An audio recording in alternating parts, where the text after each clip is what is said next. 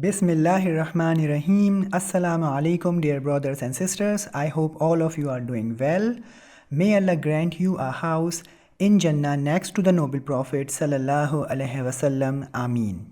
Inshallah, in this module, we would be looking at the Arabian Peninsula, the pre-Islamic Arabs, and the ancient Arab kingdoms. So let's say Bismillah and take to the skies. This chunk of land which I am highlighting right now in front of you is the Arabian Peninsula, and if you want to know a definition, then here you go. I don't want you to blame me later on. The Arabian Peninsula is situated in the extreme southwestern corner of Asia. Yes, I know I'm trying my very best to keep the definition simple because I want you to remember me in your good memories. Anyway, let's keep the definition aside and I want you to focus on this area. There is something very special about it. Do you know what it is? Let me tell you. This area is the most fertile region in the Arabian Peninsula. Keep this point in mind. Inshallah, it will come handy later on.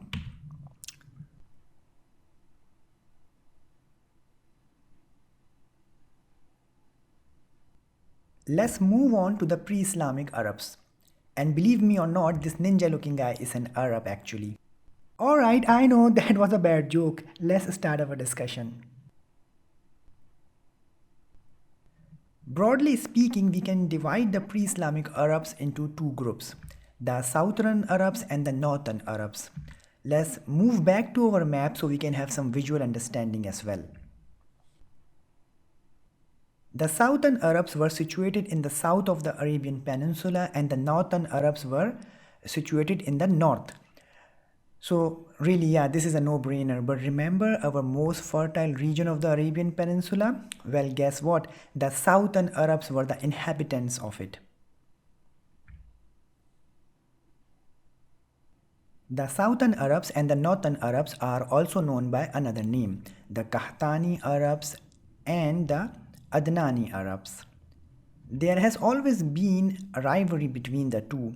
The Qahtani Arabs originated from Ya'rub bin Yashjub bin Qahtan, whereas the Adnani Arabs originated from Prophet Ismail bin Ibrahim alayhi salam. And the noble Prophet sallallahu alaihi wasallam is also from this line of Arabs. The Qahtani Arabs are considered as pure Arabs, whereas the Adnanis are not, because see, Prophet Ismail was not an Arab. He came from outside Arabia and then settled here. Another major difference between the two is that the Qahtani Arabs were more civilized and politically experienced, whereas the Adnani Arabs were nomadic in character.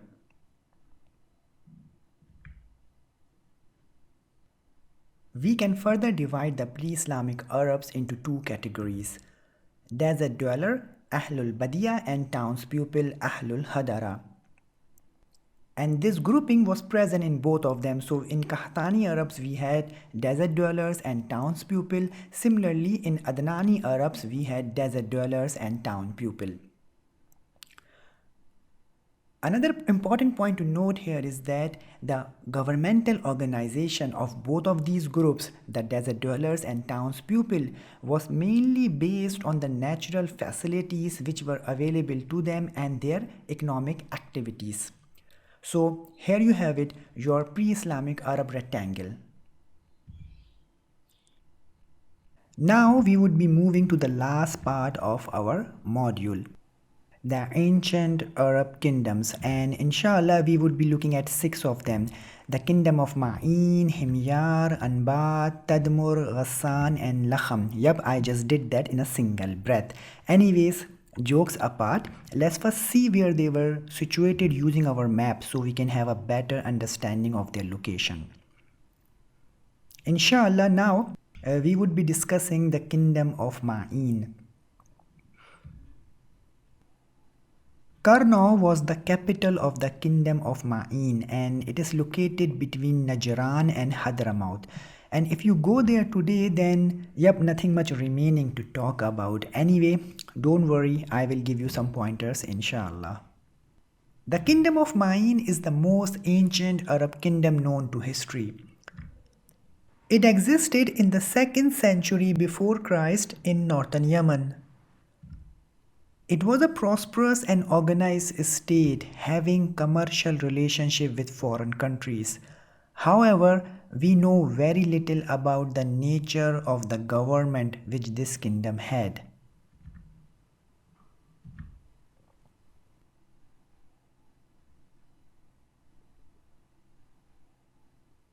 Let's move on to the kingdom of Himyar now. In about 115 before Christ, Himyar became the master of the south, and the history of this kingdom can be divided into two phases. The first period is from 115 BC to 300 AD, and the second period is from 300 to 525 AD. Himyaris are known as brave soldiers, great farmers, good traders, skillful sailors, and as the wealthiest of all Arabs. Agriculture and trade were their main occupations, and they had monopoly on the trade between the east and the west. Let me show you the trading route so you can understand this better, inshallah. It will all start at the port of Aden.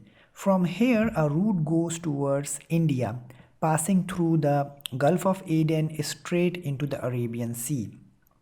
Towards the north, a route goes passing through Mecca straight up till Petra and Jerusalem.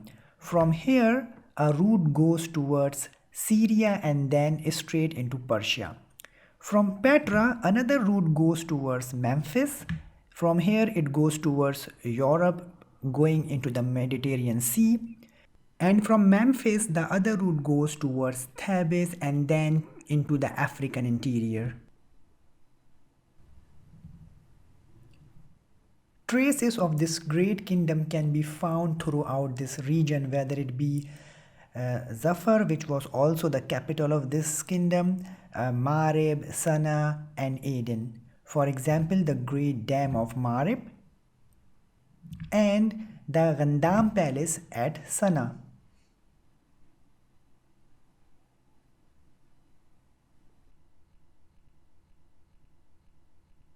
Let's discuss the kingdom of Anbat now. Petra was the capital of this kingdom, and we have already seen this in the Arabian trade route that Petra was a very important city. This kingdom flourished from 2nd century BC to 105 AD, in which it was conquered and annexed by the Roman Empire.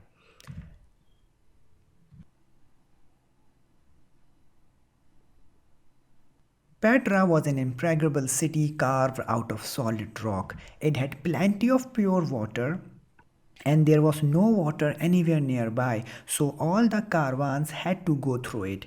The people of this kingdom were idol worshippers.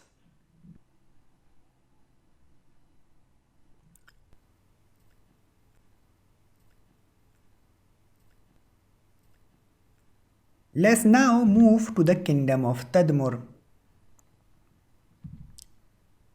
The kingdom of Tadmur flourished from 1st century before Christ to 272 AD in modern-day Syria at a location which was a natural oasis. Located between the two rival empires of Rome and Persia, it took advantage of its neutrality and prospered. Moreover, it was a center through which the trade between the south and the north had to pass. The architecture of Tadmur combined Greco-Roman styles with those of Persia and Arabia. The ruins which remain have great cultural importance and historical significance. However, recently, due to the ongoing civil war in Syria, these treasures are at risk.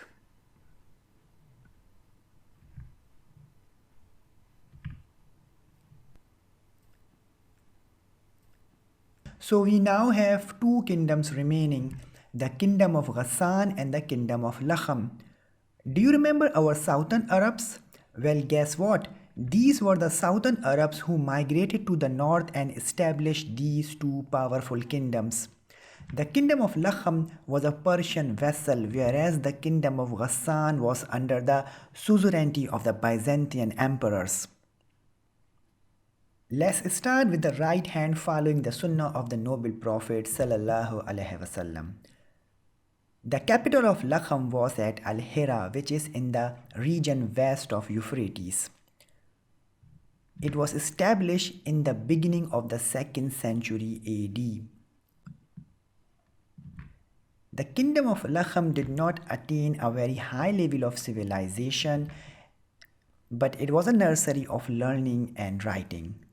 And the kings were patrons of poetry.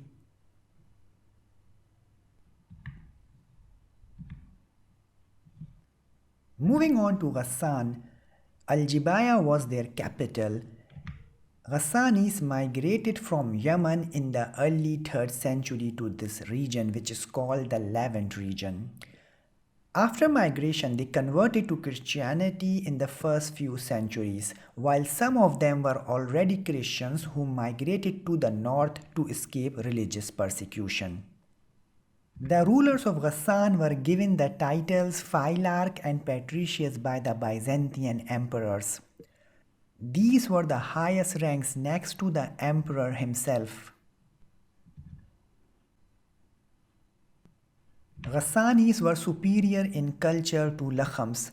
They built beautiful palaces and magnificent temple arches as monuments of their many victories.